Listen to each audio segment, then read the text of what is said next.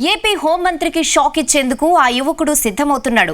తొలిసారి ప్రత్యక్ష ఎన్నికల్లో పోటీ చేస్తున్నా వైసీపీ కీలక నేతను రాజకీయంగా మట్టి కరిపించాలన్న పట్టుదలతో ఉన్నాడు. అంతేకాదు, గత ఎన్నికల్లో సీఎం జగన్ కు సాధ్యం కాదని ఈసారి తాను చేసి చూపిస్తానంటున్నాడు.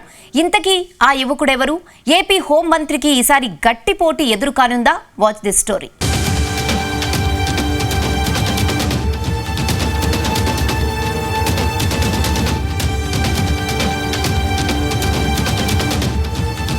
ఏపీలో ఈసారి తూర్పుగోదావరి జిల్లాలోని గోపాలపురం సీట్ హాట్గా మారింది. ఇందుకు కారణం ఇక్కడి నుంచి వైసీపీ తరపున హోంమంత్రి తానేటి వనిత పోటీలో ఉండటమే.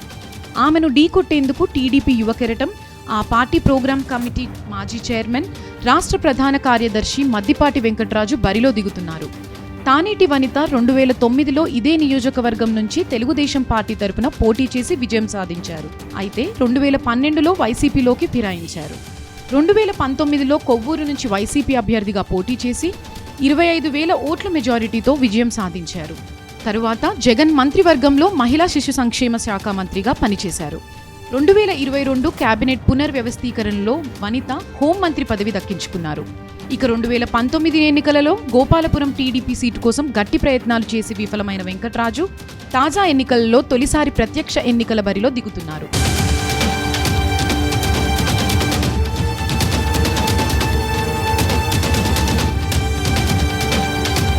ప్రస్తుతం కొవ్వూరు నుంచి మళ్లీ గోపాలపురం నియోజకవర్గానికి సీఎం జగన్ వనితను మార్చారు. కొవ్వూరులో వనితపై తీవ్ర అసంతృప్తి ఉన్నందునే సీటు మార్చారన్న గుసగుసలు వినిపిస్తున్నాయి.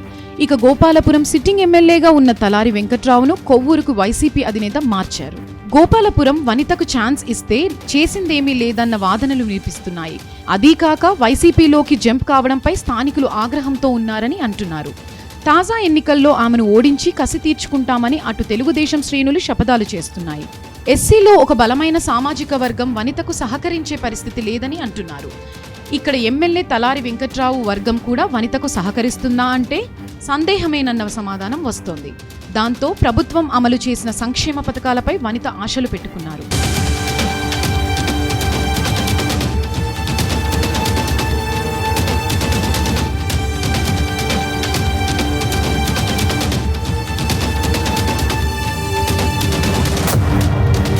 టీడీపీ నుంచి పోటీ చేస్తున్న మద్దిపాటి వెంకటరాజు చంద్రబాబు, లోకేష్ కు సన్నిహితుడుగా పేరుంది.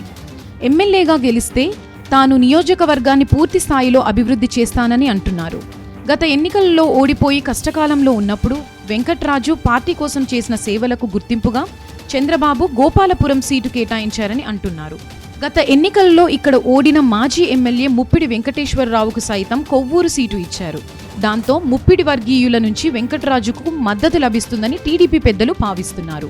మరోవైపు వెంకటరాజు ప్రచార జోరు పెంచాడు. పక్కా ప్రణాళికతో 4 మండలాల్లో విస్తృతంగా పర్యటిస్తూ అందరినీ కలుస్తూ ముందుకు వెళ్తున్నారు.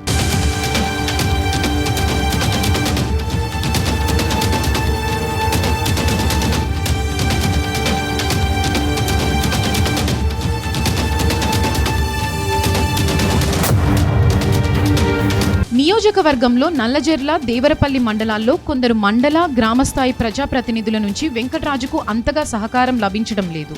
అయితే ఇది వెంకటరాజు గెలుపుపై ఎలాంటి ప్రభావం చూపబోదని టీడీపీ శ్రేణులు అంటున్నారు.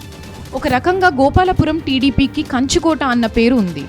పార్టీ ఆవిర్భావం నుంచి చూస్తే 2004, 2019 ఎన్నికలలో మాత్రమే తెలుగుదేశం పార్టీ ఇక్కడ ఓడింది. 4 మండలాల్లో తెలుగుదేశం పార్టీ వైసీపీ కంటే సంస్థాగతంగా బలంగా కనిపిస్తోంది. తెలుగుదేశం శ్రేణులు అంతా ఏకతాటి మీదకు వచ్చి పనిచేస్తే గోపాలపురంలో భారీ మెజారిటీ వచ్చే అవకాశం ఉంది. పార్టీలో చిన్న చిన్న లులుకలపై అధిష్టానం దృష్టి సారించాల్సి ఉంది. వెంకట్రాజు అసమ్మతి నేతల మధ్య సమన్వయం కుదిరితే గోపాలపురంలో తెలుగుదేశం గెలుపు నల్లేరు మీద నలకే అవుతుందనే అంచనాలు ఉన్నాయి. అలాగే ఇక్కడ వెంకటరాజుకు మరో సువర్ణావకాశం కూడా ఉంది.